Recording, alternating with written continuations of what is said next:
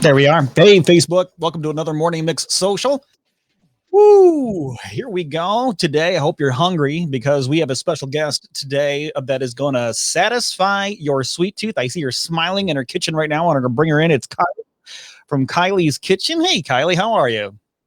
I'm well. How are you doing this morning? Hungry.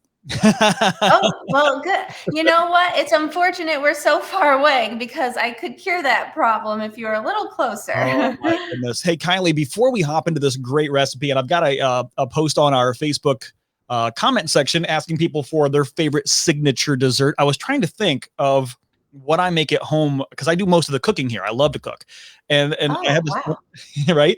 And I have a signature, Yeah. I have a signature dish. I like to make a pork tenderloin Wellington, and that's the fancy, right? Oh, Wall out. That's the fancy, yeah. right? When the in-laws are coming over, sure. So Oh, wow. I am very impressed already. very good. But when it Maybe comes, you should teach this. no. When it comes to dessert, though, I mean, Oh. honestly, I just pull out the ice cream and put it in a bowl, and I call it a day, and I can do better. No, I can. Well, I mean, that's always a good idea too, especially with Hudsonville Pint Day tomorrow. I have some ready for that too. So that's always a good idea. But if you do want to make things a little fancy to match that fancy pork Wellington, I think I have an idea for you. I'm so glad that you do. Yeah. And it's a lot easier than you probably realize. You know, when we go out to these restaurants and we order creme brulee, we think, well, I should put my pinky up because, oh my goodness, how fancy am I right now? But it really is one of those quote unquote fancy desserts that's pretty simple to make, right? Yes, I think anytime we start incorporating like French into our desserts and foods, we automatically think it's fancy. I don't know if it's the accent marks above the words or what. Yeah, it must be, but not the case here. It actually creme brulee only has 5 ingredients, and that's heavy cream, sugar, egg yolks, vanilla, and salt. But today, of course, we're incorporating a 6th ingredient, and that's Oreos. Wait a second. National Oreo Day is tomorrow. Yes, it is. Okay, before time out, Kylie, we have to talk about Oreos just for a quick second. Yeah, of course. Are you a complete cookie dunker?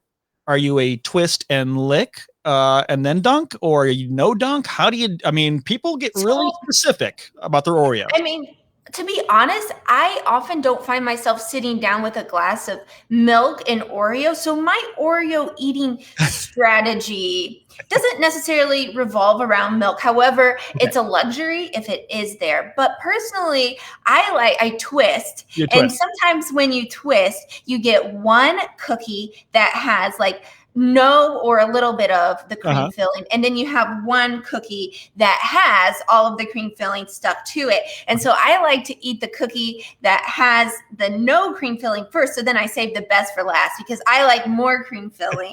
So then I get that extra special bite at the end. Hey Kylie, I do they are one bite. I do the exact same. Oh wow, one biters. I do the exact same thing, except I press my luck. If I'm lucky enough to twist an Oreo off that is completely clean on one side and completely covered on the other, I double down. I go for another one. Yeah, I go for another one. And if I do it 2 times in a row, then I combine and I make my own double stuff. Oh my gosh. Wow, that is genius. Everybody's got their That's funny.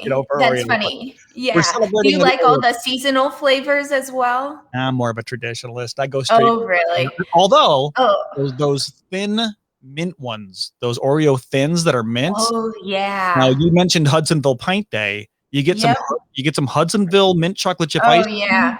Mint cookie dough here. Mint cookie dough. What is that? What is that? Show me up close. Oh, it's the extra indulgent mint cookie dough ice cream from Hudsonville. And it's in a pint, so I think that means it's a single serving. Exactly. Right? Exactly. That's what my husband thinks anyway. But anyway, yeah. So this is really good stuff. It's kind of like if you've ever had like a grasshopper pie. Oh my. I think that's a Midwest thing. So Yeah. I'm not sure if you've had it before, I but have. yeah, that's what it kind of tastes like in a pint. Oh, so good. And they're giving away 25,000 pints tomorrow. So if you follow their social media channels, I have you to. could be able to score one of these. Yeah, Yeah, Lindsay, I'm a big fan of these. I am too. Hudsonville's the best. And by the way, It is, Lindsay, yeah. our producer just put a message in the chat saying that she ate that exact ice cream for lunch today. And I'm like, wait, that's a good lunch. Where's my We're pint? right at like 12:05 and a pint down. That's a good lunch. Right for it. All right, so let's walk us through this recipe. I want to be able to make, by the way, I actually have a torch. I mean, I own a creme brulee torch. So that's wonderful. I'm ready. You're already a step ahead. Yeah.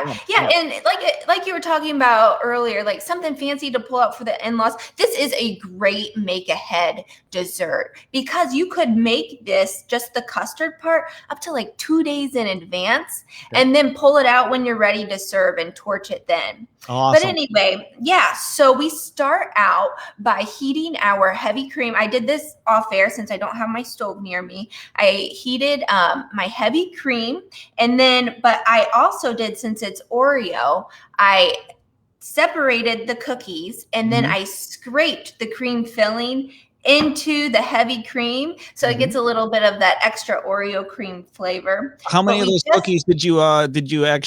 I did 8. Yeah.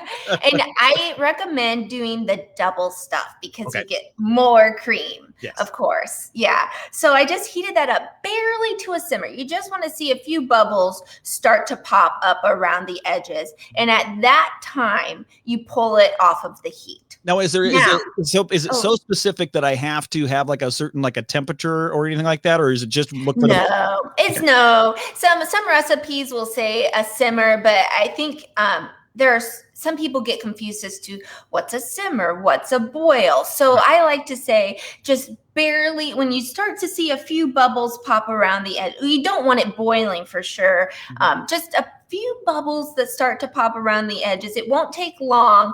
Pull it off the heat. Got it. Now, if you're adding vanilla bean to your heavy cream, if you're lucky enough to have a vanilla bean, you want to heat it with the cream. Okay. However, if you're just using vanilla extract, or I like to add vanilla paste because you still get the little flecks of the vanilla bean in vanilla paste. Love that. Yeah. Yeah, add that after you pull it off the heat because it's primarily alcohol. Well, not primarily alcohol. There's a lot of alcohol content in extract and paste. And if you heat it up with the cream, you're going to burn it off. So that's why we wait to add it until after we pull it off the heat. Okay. Yeah. So then we just stir that in there. So once that's off the heat, we are going to combine our egg yolks with sugar and then a little bit of salt. Now, we are just using egg yolks because the whites have a lot of water content. I mean, they are primarily water. Okay. And egg whites cook faster than egg yolks. So if you add the whites, it'll be a little bit rubbery and it won't be that creamy, rich texture that you think of when you think of creme brulee. All right, so we've got the cream that's been simmered with a little bit, and we put the vanilla extract in there, okay? Yeah. Or the paste, and we'll whisk up some egg yolks. What's next? Egg yolks. So we are going to do what's called tempering the eggs. Have you heard this before? I've heard it, but I have no idea what it means. So all it means is we're going to slowly raise the temperature of the eggs, because if you raise the temperature too quickly, then the eggs will scramble, and no one wants pieces of scrambled eggs. Scrambled eggs and Oreos doesn't sound appealing to me. No. So we're just slowly raising the temperature of the eggs, and we do that by slowly pouring in some of this hot cream here. All right. And then you just whisk it in just slowly at a time. And so by adding just a little bit at a time, we're raising the temperature slowly. And then once you incorporate, I think my whisk is a little too big for my bowl here, but then once you incorporate enough of it, you can start to add more of the cream. And we're going to do this until it's all incorporated here. I think this part is also what turns people off from creme brulee. They see something like tempering eggs, and they think, well, I don't know how to do that, or how can I avoid that? But you can't really avoid it. But if you know how to do it, as you saw, it wasn't too hard here. So now we have this all combined. And so that's ready to go. That's all of our custard mixture right there. Pretty easy, right? Right. And you would know if it was bad, or you would know that it was going wrong. You would know. Started to see some eggs scramble. Is there any way to save it at that point? Can you save it at that point? Yes, you can. So if you did it correctly, your mixture here should be smooth and you shouldn't see any lumps. However, if you do see a few lumps, that's okay. Pour it through a sieve, like a fine mesh strainer, and then you can go about and use it still. You'll have a little less product, but other than that, it'll be fine. Good to know. Good to know. Yeah. And so then what we're going to do is we are going to we have our ramekins here, and I use these shallow ramekins, and that's because they're shallow, so the custard bakes more evenly, and you have more surface area for that sugar crust. And that's what everyone loves, right? Yeah, it's always the worst when you're at the end of it. I mean, it's still good, but when you're at the end of it, you don't have any more caramelized sugar to crunch on. It's like, oh no. Right. The texture difference is what makes creme brulee really special. Yeah. So anyway, so I use these shallow ramekins, and you put them in a baking dish before you start. Hopefully you can see this. Okay, yeah. And that is because we are going to make what's called a bain-marie, or a water bath. Okay. And that's why they need to be in the baking dish. And I'll get to that in a second, what that is. So I have my ramekins in my baking dish, and we are going to pour enough in so it comes just a little bit to the top. We want to leave a little extra space here because we need to add our Oreo crumbs. So when we put the cream filling from the Oreos into the heavy cream, we still had that cookie part, right? So I crushed the cookies. Don't do it too fine because then it kind of becomes sandy. I just put them in a Ziploc bag and then just pounded them. So I have these cookie crumbs, and we're just going to take about a tablespoon here and sprinkle those on top. And the cream is thick enough to hold it to where it doesn't sink in, right? Oh yeah. Okay. Yep. And if you have a few pieces that sink, that's okay. You just get a little bit of extra Oreo in the center of your custard. So I have all this ready to go, but before we put it in the oven, this is where we make our bain-marie and water bath. And so what I do is heat up some water. It doesn't need to be boiling. Some recipes will tell you it needs to be boiling, but that's simply not the case. And slowly pour it in, making sure not to splash inside your ramekins. Okay. And you're going to pour enough in so it comes up about halfway. If you pour too much, then the ramekins will kind of float around in there, and you don't want that. I've done that before. It's like, oh dear. So don't pour too much, but you just want it about halfway up. Okay. And then we're going to stick this in the oven. So the purpose of the water bath is we talked about how we slowly raise the temperature of the eggs with the tempering. This is another way to slowly raise the temperature of the custard, because the water will help to regulate the heat when it's in the oven so that the custard will cook evenly and we don't have the edges cooking before the center gets a chance to I've cook. always wondered why a water bath was necessary for these types of things. Yes. This bain-marie. By the way, let's use the French, because if it's going to be a fancy word. Yeah. Yes. If you want to know, it really means Mary's bath, which is apparently a medieval thing. Really? All right. Really? Yeah, I looked that up. Yeah. But yeah, bain-marie. If you were to go to any French restaurant, now you'll sound like you belong. Oh, I don't know about that. Let's talk about how long we're in the oven and what temp. Yeah. So I bake it at 325. For Okay. these ramekins, it's about 20 to 25 minutes. Mhm. If you don't have shallow ramekins like this, you can use your other ramekins, or if you don't want to invest in ramekins, you can buy even like they sell aluminum ramekins, like Sure. disposable ramekins at the store. That's it. Those may be, depending on the ramekin shape and size, temperature, cooking time will vary. But this is how you know that it's ready to come out. You That's what definitely my don't next want question to was. I was like, is there a way like will you like you'd check a cake by sticking a, yeah, because toothpick? you definitely don't want to overcook these. You Right. want that creamy texture. And so first you do the eyeball test and you see if it looks like the edges are set, but the center is still a little bit jiggly. You don't want the center all the way set. You want it still a little jiggly, then it should be good. But if you want to double check, I highly recommend getting an instant read thermometer. I'm sure you have one of those I since it do. sounds like,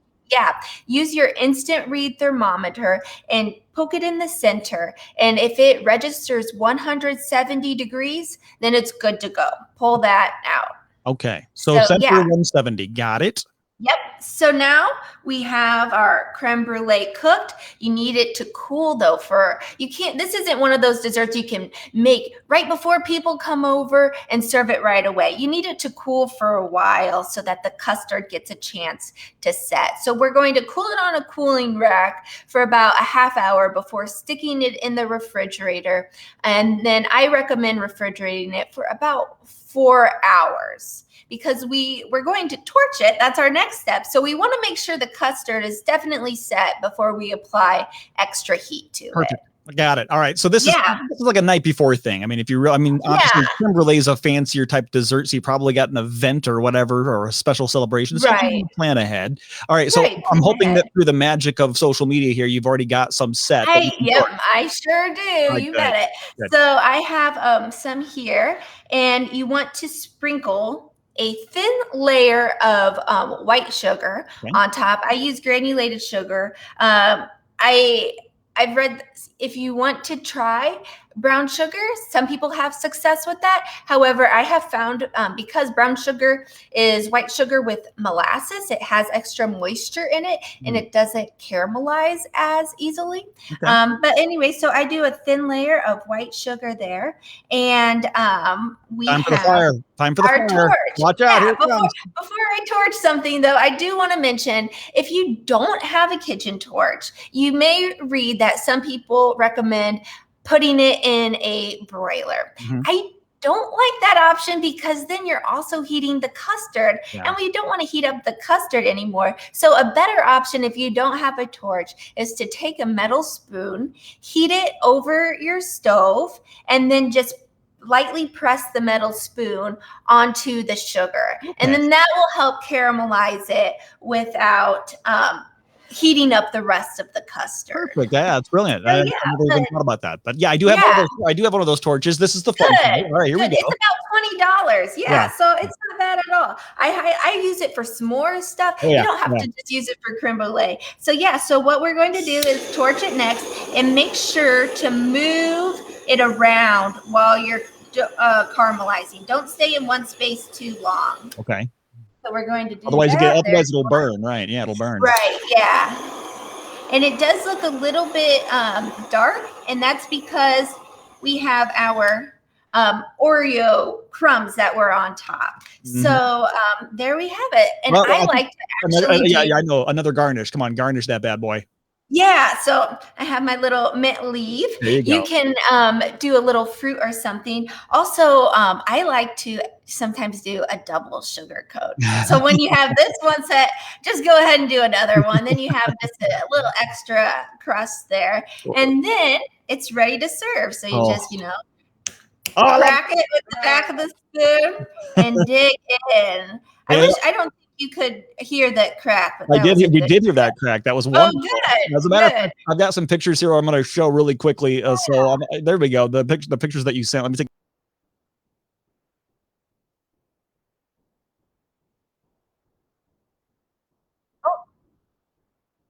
Did my voice go away? It went away Oh, because yes, it did. yep. Oh, Whenever I'm off screen, my voice goes away. I have to forget about this program. I see. Right. So there they are, all 4 servings. Boy, you see all that dark goodness. That Oreo cookie in there. Let's get a close up. I bet you I have a close up one in here too. Oh my goodness Yeah. gracious. Look at that thing. So yummy, yum, yum. Oh, I want some of that in the mouth right now. That looks delicious.